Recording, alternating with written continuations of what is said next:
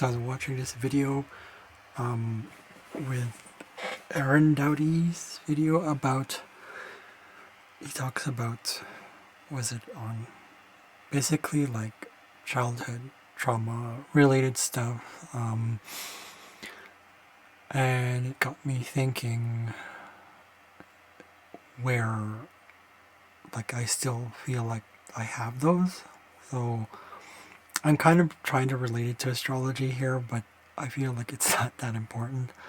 It is a second house thing. It is tied to the eighth house, survival, resources.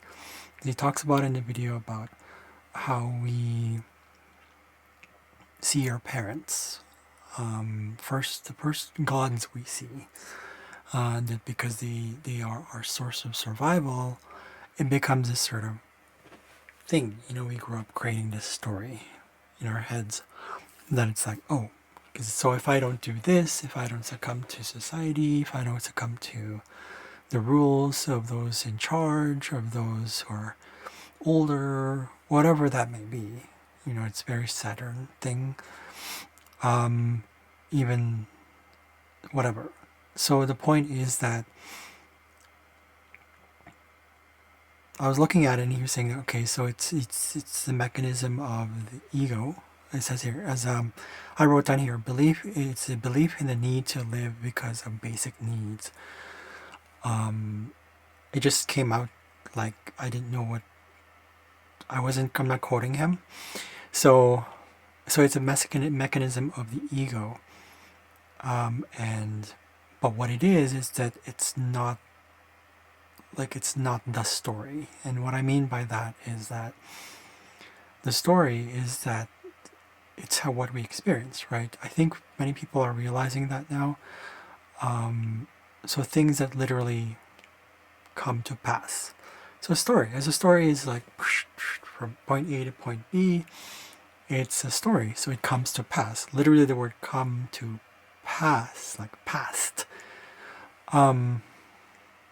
But of course we carry that, right? It's like, he talks about etiology, and then there's this other one called, what did he call it? The something about something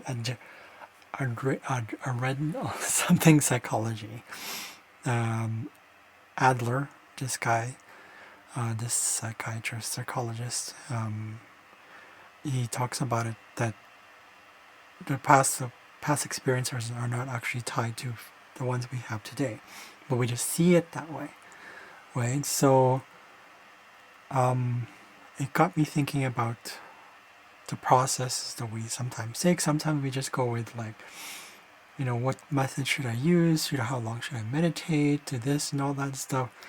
In the end, it really, and for you're probably not gonna like this, but it doesn't matter, because what matters more is the actual intention of really shedding that light on the ego, why it feels that way, why we think. So you've heard it before. It's like you lean into it, you sit with it, you surrender, all that stuff. You've heard about all these things, or many people. And for those who haven't, and by the way, welcome to my channel. My name is Jose. But when I was processing this, I was trying to just sit with it. Like, you can say meditate on it, yes. And yes, I was actually as well. It's, yes, being okay with who and what I am. And it goes back to what Eckhart Tolle talks about. Focus on the body. You bring your attention to the body. You bring your attention to the breathing. You've seen this in Eastern types of philosophies and all that stuff. But I think we get so caught up in the method that, like, what do I do? It's always about the doing. And I can understand that because I still do that. So, so really it's about that attention. Again, it's about the attention towards the body, right? But that attention is really when we do it and we practice it, we just go in, we just go, right? We'll see that it's like that sort of spaciousness, that sort of just beingness, right? It's being. You've heard it before. If you've seen Eckhart Tolle's stuff, you've seen it. But if you, it got me thinking. It's like, why do we do that? Because if you think about it, when are we most at ease? When do we really feel the best? When we're relaxed. And there's something about the breath, being in the moment, and just feeling like that's the relaxation. That's genuine relaxation, because it's like, it's not sleeping, it's just being aware, because you're no longer attaching to that story. It's almost like you are, it's not even not attached, it's what Teal Swan says, you validate it. But you don't just validate by literally like repeating the story over and over and over again. It's more about, really, it's the key is really surrender, but it's not like I give up, right? It could be, it's at times, it could be that kind of thing, but it's the energy, it's not the words, right? So so when we breathe, right, we feel rejuvenated.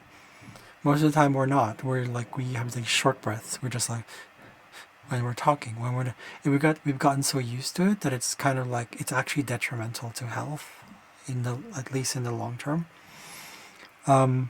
So those kind of things. So when we're still, we feel good, right? But I think it's a process, and we really have to make the decision, or at least when Eckhart Tolle said, one of these videos I saw, I don't think it's that popular, but he said, what was it? He said, sorry, I lost my train of thought.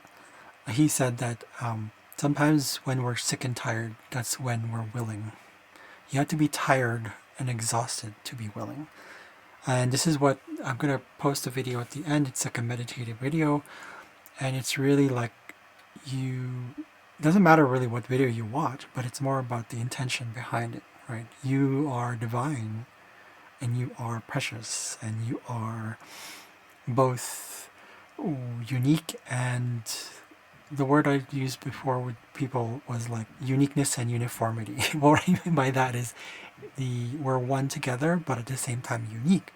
Right? It's like the branches of a tree that branch out. Right? So it is a process where we're retraining, or rather reconditioning, so to speak. Or rather, I used to say deconditioning, but either way, the point is it's there. So when we pause, when we're by ourselves, because, we're not okay with it.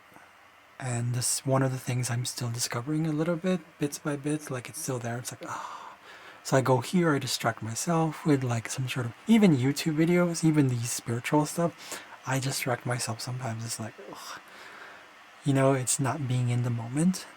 And it really all comes down to just being present. Because if you think about the stillness, when we're still, if you really tried it, and we're not just talking about physically still. Again, see, this is the attachment to the form. But we're just really like, you want it, when it's acknowledgement, validation of the moment, what happens is that we're just, something comes up. And this is kind of this is tied in with, when you're quiet and all of a sudden you get this like insight. Yeah, that's exactly what it is. Because you're free to listen to. Love is that way. Love, unconditional love there's no word for it. And we keep looking for words, we keep looking for forms, we keep looking for methods, we keep looking for this and this and this and that. But, at least for me, I have to remind myself, I have to be reminded quite a lot. And it's part of the process too. Like, you start to become more in touch with that, where that is, right? There's no outcome ever to achieve, because if we focus on the outcome, then we've just forgotten the whole thing, right? So it's really, I would say, with this whole breathing thing, with the whole just really surrendering to it, and just really like going deeper and deeper and deeper, I would probably go into shadow work. The book that I've recommended before was called The Dark Side of Light. I'll put a link below. and it's one of the shadow work stuff. There's Teal Swan as well. I think what she does for shadow work stuff, it's amazing. She's helps people. There's a lot of stuff that Aaron Doughty does as well. A lot of people, Joe Dispenza. It works through basically all those things. The point is, it's beyond being objective and observing this stuff. It's really like, it's not a mind thing anymore, but it starts with that, right? So you use the tools that you have. We use the dysfunction, all this stuff to heal, and it's just it's the starting point. So yeah. Anyways, I just kind of thought that I would talk about that because I feel like it's not, for me, it's not enough to just sit there and meditate and do all these things. And it's healing is something that's really not true, that we don't need to heal. We're not healing the damage because we were never damaged. We just think we're damaged. It's a story of being damaged that is the belief. So what we're doing is we actually have to heal that belief, not our being. Does that kind of make sense? I hope. So anyway, uh, you'll see the attachment at the end of the video. There's a link. Maybe I'll attach it here. I don't know where. To the meditative video. It's about half an hour or so long. So just really surrender. I highly suggest that. And just enjoy it. Enjoy, and it's just going to sound like, enjoy being powerless. If there's anything that I continually learn from, is it's being powerless. We're talking basic stuff like money, those things, but it's not a belief I have as much anymore. It's not as strong. But it's still there. I can feel it, and it's just like, oof, goodness sakes. One of the examples is like when getting in trouble, when I feel like I've done something wrong, there's this rush right here in the body. But if I weren't aware of that, if I didn't have the experiences that I had, I would not be able to sense that. Right? So it's probably easier for some people, like try getting into the Wim Hof Method. Again, I'll put a link below. And get that started, and you'll see. For me, how I use the Wim Hof Method is literally like the cold has allowed me to sense more and be like, oh, I can bring the attention to the body better. I can bring it to it. I mean, there's other stuff, there's other benefits to it, like you raise your pH levels, you heal faster, you become calmer, you know how to deal with traumatic, because trauma is actually a physical thing. It's not it's not a thought, it's a physical thing.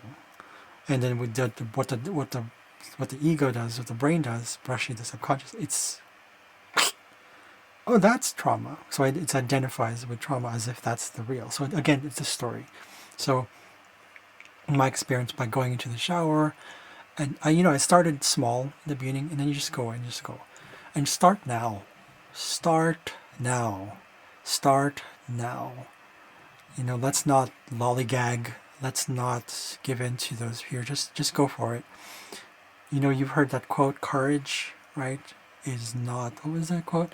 Courage is not the absence of fear or something, but rather the